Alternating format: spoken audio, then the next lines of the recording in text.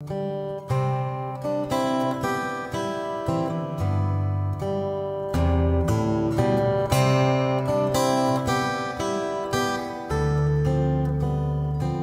everyone, and welcome to Writers Drinking Coffee.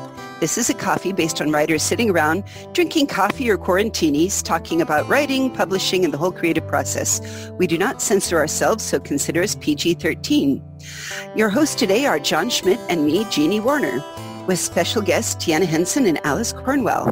This is episode 41, The Writer's Identity. John, if you don't mind kicking us off, tell us the story of how we thought about what we wanted to talk about today. One of the things that I've been doing in this time of sudden more free time is having online writing sessions, which work really well. And using either the Pomodoro method or brainstorming together. And one of the writers I want to work with asked a question that spurred a lot of thoughts in me. And this particular writer is wrestling with some questions about identity. And it made me realize two things. The first one is that writing and publishing and making manuscripts allows you to explore a lot of things that normally you don't get to explore. I myself have published poetry in different voices. I used to have a little coterie of stuffed animals, all who had different viewpoints, and I wrote poems of them talking to each other.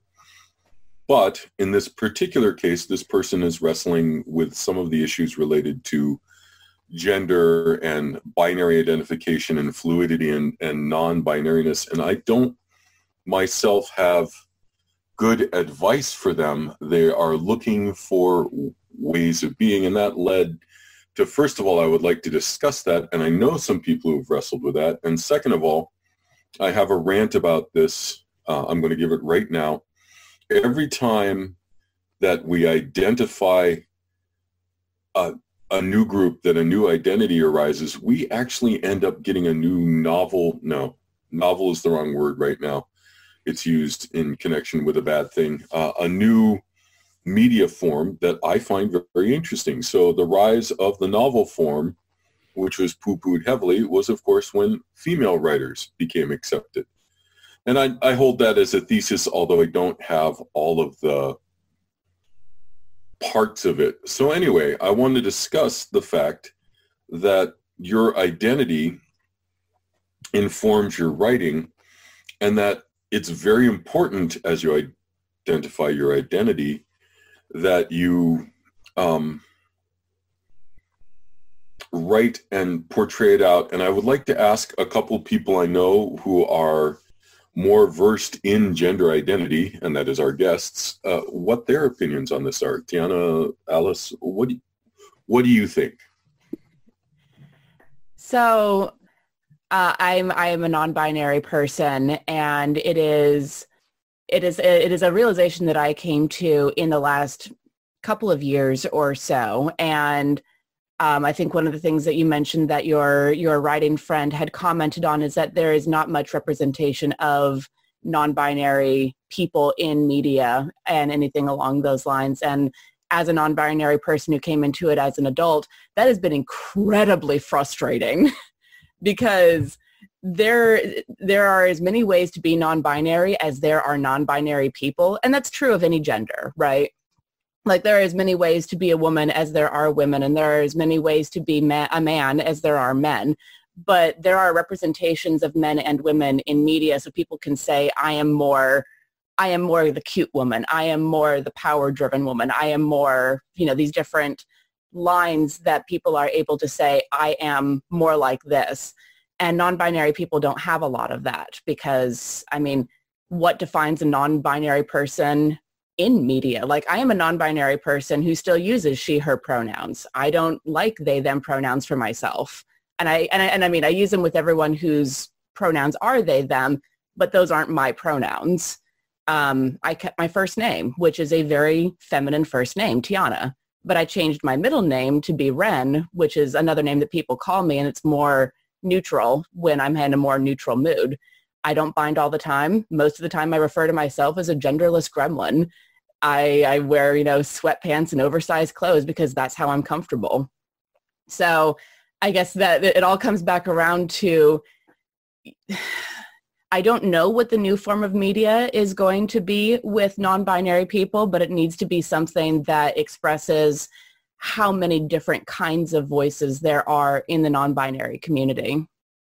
Yeah, I'm concerned with the idea that sweatpants make you non-binary, considering that I basically only own, sweatpants anymore in life and tights. I think that's a matter of personal comfort. You're more famous for no pants, though. Well, adios pantalones is a reasonable way to live your life. It is here. Viva Pantistan, yes. And I think it's the expression of how you choose to do that. You could look exactly identical to the person next to you who considers herself ultra female, and by the third person who considers himself a man, regardless of what their plumbing happens to look like. And all of these sweatpants are, sometimes a sweatpant is just a sweatpant. Absolutely. And I know some people who identify as explicitly masculine who have an excellent time wearing a sundress in their free time, and that has no bearing on their gender. It's merely their presentation. Mm-hmm. And sorry, hello, I'm Alice. I'm chiming in. But I completely agree with Tiana on this one, that it really is a matter of representing the, presentation versus identity is a really big issue, I'd say, in non-binary communities, is whether or not your presentation has any bearing on your identity. And having varied representations of presentation versus identity would be very helpful, and we're just not seeing that. Exactly. And it becomes hard for the people that don't particularly have one way or the other. We are required to go by visual cues. So I worked with a lovely woman who we were both on the night shift, and she wore makeup every day, and she wore nylons every day, and good God, the woman wore heels to work every single day. And I'm schlepping in here for my graveyard shift, barely wearing clothes at all. And I had to say, oh my God, look at you. You're so well turned out. Why not just schlep around? And she looked at me, she says, I fought all of my life for 33 years for the right to wear makeup and heels. I'm not giving them up for anything. I'm like, I paused, I'm like, go you. Yeah, And I admire the fact that you want to spend a couple hours a day on your appearance, because good for you. And you're right, that should be anybody's right whatsoever, but I'm going to go sit over here in my comfy sweatpants. I love that. And it's, I think that touches on also something that I'm sure Tiana has also seen in especially the trans feminine community. There's been a movement that says, I do not owe you femininity. It's something we've seen a lot. I haven't seen it as much in the trans masculine community, but I have seen a little of, I do not owe you the idea of presenting as your idea of that binary gender. And, some people say, oh, well, you're a trans woman, why don't you look more like a woman? Or if you're a trans man, why don't you wear, more masculine clothing? And the idea is that, okay, that's your identity, that's your idea of how that gender presents itself.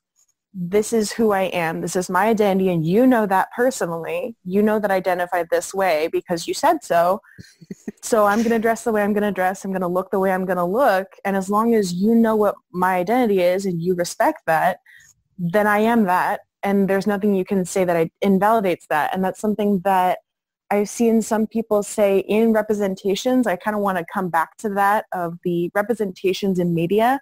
We've seen a little, and I've seen some people talk about, especially when you have very binary presenting non-binary characters, you'll have people who refer to those characters as a man or a woman just because of the way that they present towards that binary. It's one example that I want to list here just because it's one of the few that I have.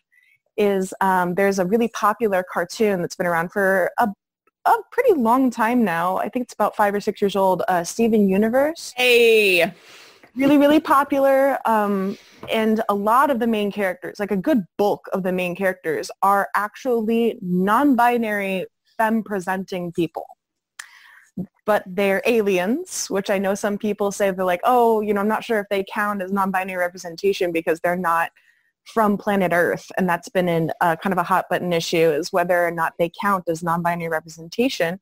And if I remember correctly, Tiana, I don't know, do you know if Rebecca Sugar, the creator, is a non-binary person? Yeah. I believe you said before that she uses she, her pronouns, but is non-binary herself. Yeah, Rebecca came out relatively recently, I think toward the end of Steven Universe, saying that she is non-binary. And I mean, people can certainly make that argument about people like Garnet and whatnot, but Stevonnie is also non-binary when they're blended. So right. So one of the main characters is a combination of two other characters who identify as binary cisgender, meaning that they identify as their birth gender individuals. So you have a cis man and a cis woman who fuse through some alien technology, but it's consensual. It's cute in the show. It sounds creepy on the podcast, but no, not really. I mean, I worked with a gentleman/lady up at Microsoft, and it was very simple for us, as you used she or her when she was wearing female clothes, and you used he or him when he showed up in a suit. And it was the same person, but it was however they felt that day. And we didn't use they because I asked. And when I asked both her, him, and they were very specific. If I'm wearing a dress, please call me a girl. If I'm wearing pants, please call me a boy. I'm like, rock on. That at least makes it easy because, again, the visual cue is how I can't know what's in your head. I can't read anybody's mind. So, and it doesn't matter that much except for our language is kind of devoted for not as bad as the Romance languages are, but third person, she, he, it. See, we don't have we use plural, but plural is very inelegant as a language. I'm sorry, it is. I know it's common right now, but when I'm writing it, okay. So I'd actually like to redirect the conversation a little bit into what examples do we have other than Steven Universe, and thank you very much for pointing that out. I only know two. One is The Fifth Gender by Gail Carriger, which has and Jeannie, you're discussing gender fluid, which is a good thing as opposed to non-binary, and the connection there is not always clear. And the other, of course, is Zale, the rat priest in several books by Ursula Vernon, who is the rat priest? Yes. Zale is a priest of the rat god, is a solicitor. Look, you have to read the book. It's perfectly reasonable. The rat god is the one you go to when you have a problem that needs being solved without a sword, because the rat priest does negotiation and provides lawyers. Yeah. They're wonderful, wonderful books. She knocked it out of the park again. Let's look 1928, Virginia Woolf, The Story of Orlando. Orlando and the movie. Or Orlando, yes, they made a movie off of it, but it was that Elizabeth gave a bit of land to Orlando and said, as long as you stay beautiful, etc., this will remain yours. So Orlando simply didn't die and stopped aging abruptly in a very, I guess it's Dorian Gray kind of way, but then woke up one day and happened to be a woman. I think in a lot of ways the challenge that we are having now is because in many ways, in many societies, to be a woman is to be less than. You don't have exactly equal rights. I mean, body sovereignty, don't want to argue about here, but to be considered a female is considered less in most places around the world. So why would a man choose to be a woman in their minds? Why would, a woman choosing to be a man, for instance, in Europe, historically, the challenge was you are wearing trousers, you are assuming the place of a man and the rights and privileges thereby, which are not owed to you. It used to be things like voting. It used to be things like ownership. It used to be things like the laws are slanted in your favor if you were male. And that was why the custom for women to wear the trappings of a man was bad, not because of sexuality or anything having to do with plumbing, but as a matter of rights and law and property. Going back to my earlier question, what are the representations? Thank you. One of the ones that I really like then and was really emphasized with the television show is Good Omens. According to Neil Gaiman, when he was asked about it, all of the angels and demons are non-binary, just full stop. And they are called by whatever pronouns of the gender presentation that they most prefer, but they are non-binary. So that's one of my personal favorites, because it's like, yeah, Aziraphale is non-binary and he prefers to, be a foppish English male, but he's also changed himself into a female before, and there's no big deal about it. I was going to say Loki in history gave birth. Yeah. Okay. Loki is totally non-binary goals, though. At least for me. Exactly so. I think that some of my favorite representations, it's been one of my favorite kind of movements I've seen recently in social media, is non-binary creators going back to their heritage and finding non-binary characters from folklore and from their mythos, and saying, this is where my culture gets its idea of outside the Western gender binary, because for a lot of cultures, it is definitely always been a fixture of having not only the male and female identity, but also many genders outside. So there are definitely representations in history and in stories, but the question is, what is our modern idea? What is in the mainstream? And what I've seen is, we've started to see more trans characters who are not binary trans. I remember there was a big movement not that long ago when there was a game that came out in the Dragon Age series that had a trans male character, and everyone was really excited about it. Everyone loves Krem. But the issue was still, okay, do we have any genderless characters or non-binary characters of any kind?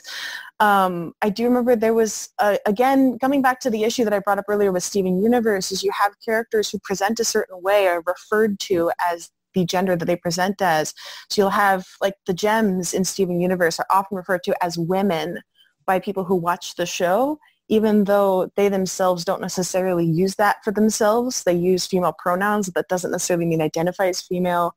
It's something that we saw with, I think if memory serves, there's a character in Farscape who's a plant character of some kind, and so their species doesn't really have gender, but everyone refers to Zan as a woman. It's a lot of feminine non-binary characters. I've seen a lot of aliens, a lot of plant-based people, like, oh, they don't have gender because they're plants or they're fish or whatever, which has been part of the issue. So I think the question of whether or not there are other examples is actually kind of a tricky question in itself, just because there's so many times when you have, like, in Doctor Who, it comes up a lot in Doctor Who, because there's all these aliens with no gender, and then they get referred to as a man or a woman just because of their presentation or name. Yeah, I've written 2 stories, one of which was a short little space opera jaunt in which I never stated what gender the captain happened to be, because it didn't matter, because they were basically space pirates in a similar way to have imagined in the kind of a Firefly universe, they're out there doing proactive salvage by taking over ships. And so kind of seducing them and wiggling their way in. And the captain, kind of saunters up and admires somebody else with a switch. And some of them are female and some of them may not be. But the whole point about it was, from the captain's point of view, the captain's gender does not matter for the advancement of the story. And that's why I wrote it exactly that way. And when I took it to the writing group, it was interesting that many of the group immediately said, there's lipstick going on, it must be female. And it was only a couple of those that know me pretty well. I think Madeline Robbins is like, she's like, I'm going to go that could have been a male, because it could have been a male, really, couldn't it? And suddenly the guys are like, oh, I guess it could, because she kisses the captain, she knocks him out, or he kisses the captain, knocks him out, looks down and says, Captain Nico. Well, he was beautiful, and I could see that he was beautiful even though the beauty doesn't move me, which is open to interpretation. Is it a female and a lesbian? Is it a male and that's just not my taste? The whole point about it is, it doesn't matter.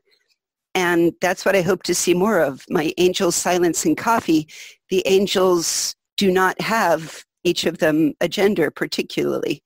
they don't have to have a gender because the gender is not pivotal to the advancement of the story.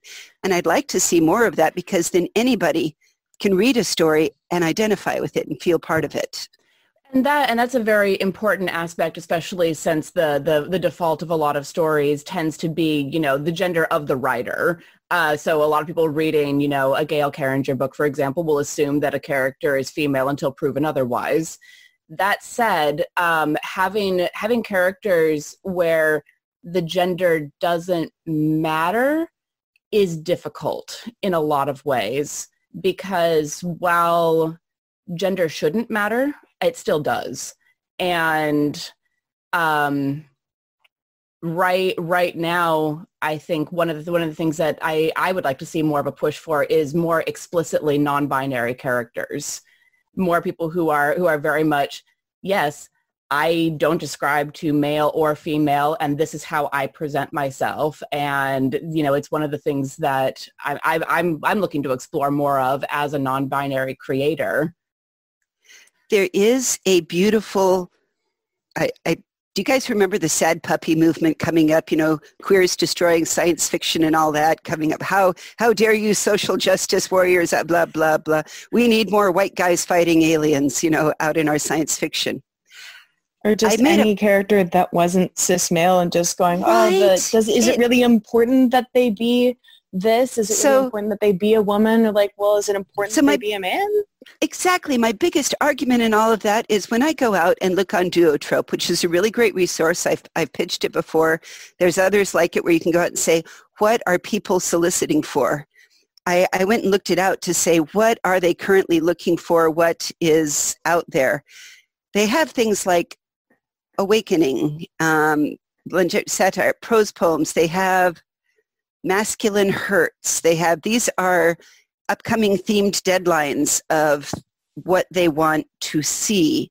And a lot of this is like social justice. This one has self-love. This one has gender fluidity. This one is gender fluidity. This one is arrivals to...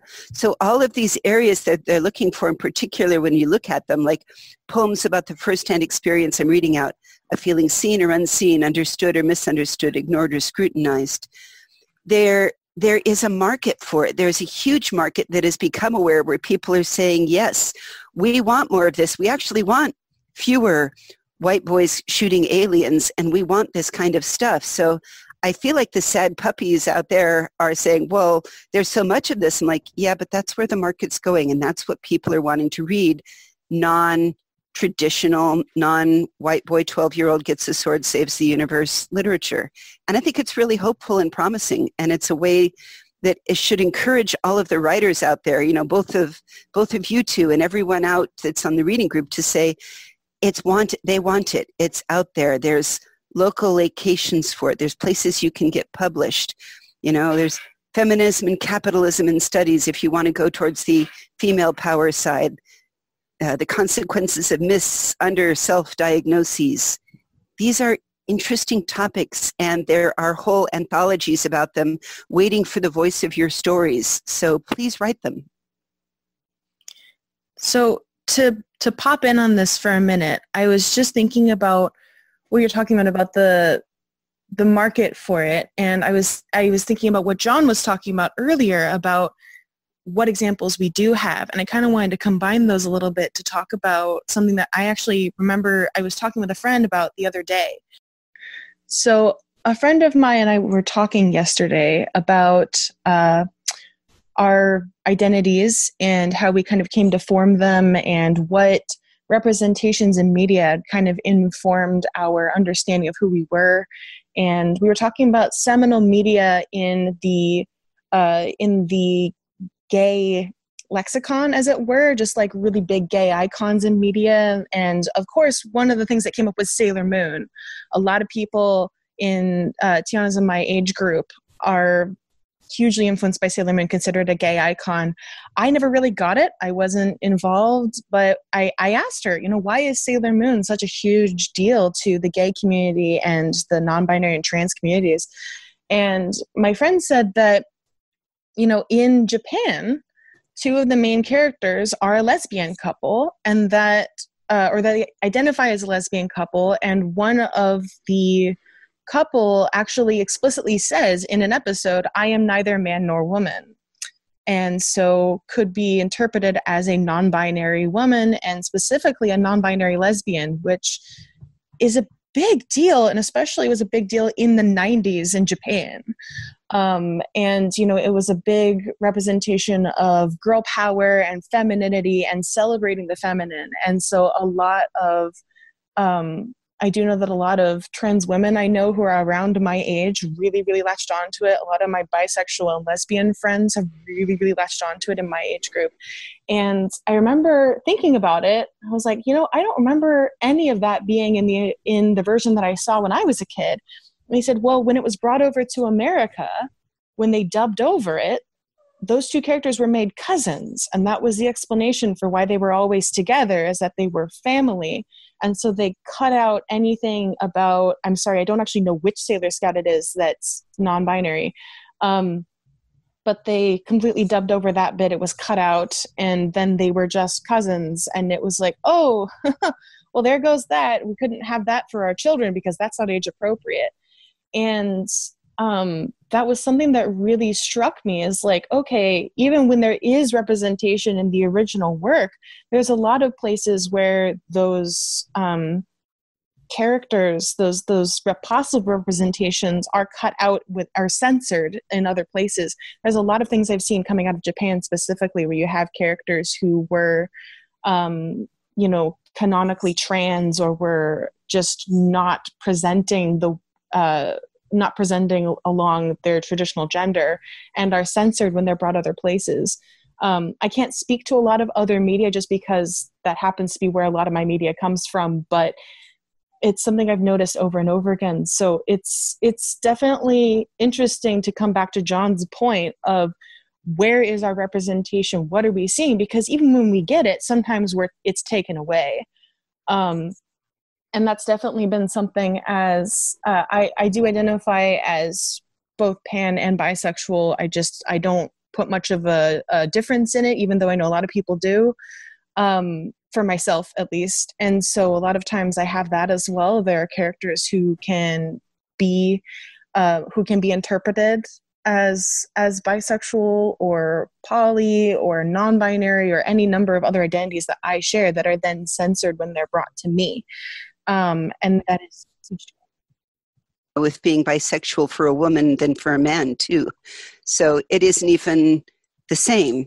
We have a friend, Richard Melman, who's involved in local politics and into bisexual identity. And he says, and he was the one who kind of first clued me into, he says, you know, it's easy. Women like other women and other men. And that's kind of okay because guys, straight cis guys say, girl on girl action. Yeah, brown chicken, brown cow.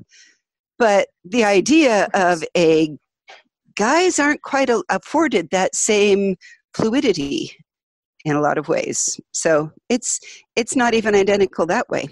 Well, and that's the consumption of female sexuality as well, which is a whole different topic. Yeah, we could go into depth on that one, and let's just not right now because that's a huge topic. Right now. Yeah, that's we could have a whole different podcast about that. But so we will have a different podcast about that. And sorry to interject, Sailor Uranus is both male and female. Yeah, although in Japanese it doesn't have the same connotations it does here. But back to you.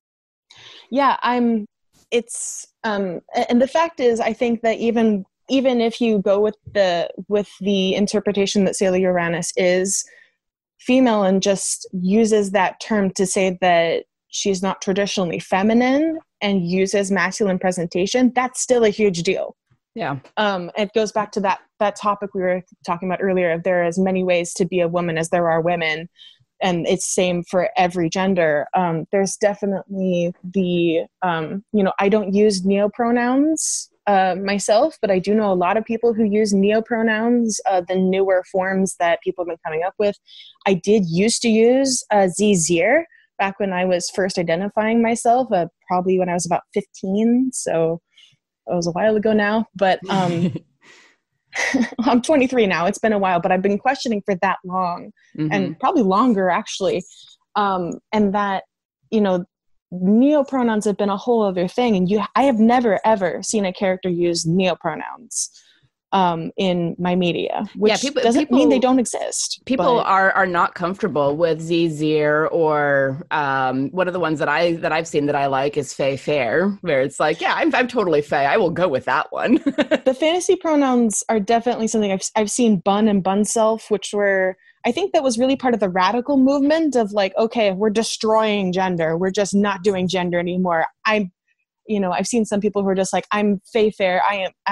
My pronouns are the fairy majesty and nothing else. And I kind of love it in the way that it's just like so radical and being like, nope, we're done. We're done with gender. And especially going back to, some of my family roots of the Germanic and the Irish, fairy tales, are really dependent on that idea of non-binary genders. And I love that that's about as close as we get for a lot of media. It's like, the fairies don't really do that gender thing. Their sexual dimorphism is very low, and, the elves and things like that. So I'm going to challenge something for you kind of here at the end of this broadcast. I want your job, Alice, is to send me a bunch of links that we can include in this broadcast of stories and writers who have used it, so that other people can go look it up and see how they use it.